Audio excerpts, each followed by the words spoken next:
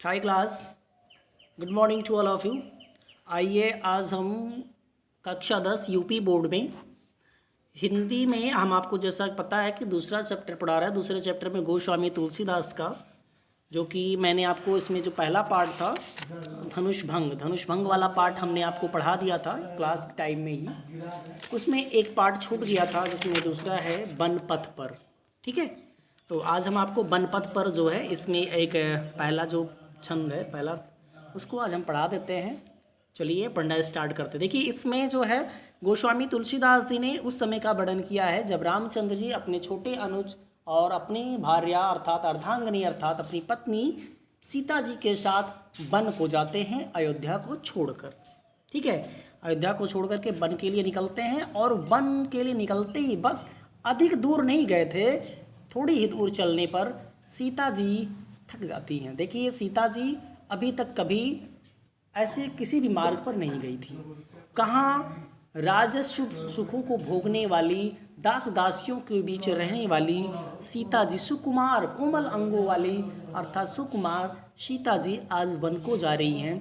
और जैसे ही वो अयोध्या से कुछ ही दूर गई हैं, उनकी आँखों में है, उनके मस्तक पर है ना पसीना की बूंदें आ जाती हैं, पैर थक जाते हैं, उनके होंठ जो हैं सूख जाते हैं।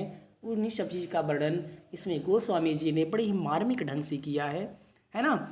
जिसमें आइए पढ़ना शुरू करते। लिखा है पुरते निकसी रघुबीर बधु धर धीर दये मग डग में डग दो, अर्थात श्रृंगार वेरपुर से 2 कदम ही आगे चलते ही, यानी श्रृंगार वेरपुर से 2 ही कदम आगे बढ़े थे वन के लिए, तभी सीता जी को थोड़ी थकान महसूस होती है, अर्थात वो थक जाती हैं, है ना। 2 ही कदम, यानी उन्होंने अपने पैर 2 ही कदम आगे बढ़ाए थे, तभी उनको थकान महसूस होने लगती है, वो थक जाती हैं। और क्या आगे और क्या होता है कि झलकी भरी भाल कनिक जल की पुट सूख गए मधुराधर वै, अर्थात देखिए झलकी भरी भाल कनी जल की, अर्थात उनके मस्तक पर जल के बूंद दिखाई देने लगते हैं, अर्थात उनके मस्तक पर पसीने आ जाते हैं, है ना। और पुट सूख गए मधुराधर वै, उनके होंठ जो हैं सूख जाते हैं, प्यास से उनके होंठ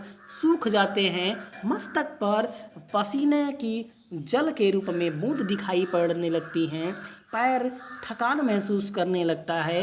फिर लिखा है फिर बूझती हैं, बूझती मतलब फिर वो पूछती हैं, जब थकान महसूस होती है उनको तब वो बूझती हैं मतलब पूछती हैं। किससे पूछती हैं? राम जी से। राम जी से वो पूछती हैं, क्या पूछती हैं?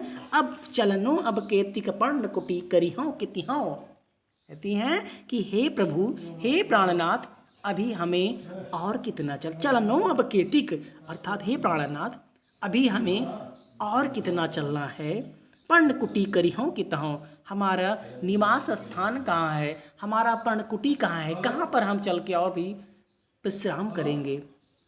तिय की लखिया तुरता पिय की, इतनी बात जब सीता जी की रामचंद्र जी सुनते हैं, उनकी व्याकुलता को समझते हैं, जब देखते हैं कि वो थकान महसूस करती हैं, है ना, उनके होंठ जो हैं सूख गए हैं, मस्तक पर पसीने की बूंद दिखाई पड़ती है, इतनी बातों को देख करके रामचंद्र जी की आंखें तिय की लखी आतुरता पिय की, अर्थात अपनी पत्नी सीता जी की आतुरता को व्याकुलता को देख करके रामचंद्र जी की आँखियाँ अति चारु चली जलचो, रामचंद्र जी की आंखों में आंसू आ जाते हैं। वो सोचने लगते हैं कि कहाँ सुखों को भोगने वाली सीता, महलों में रहने वाली सीता आज हमारे कारण बन जा रही है ना।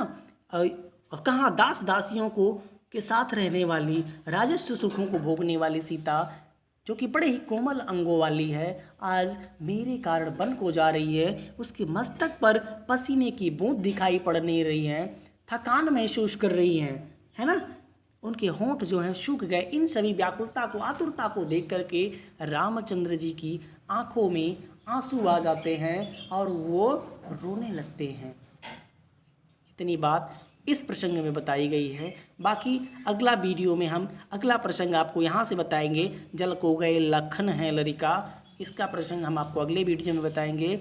आज यहीं तक, धन्यवाद।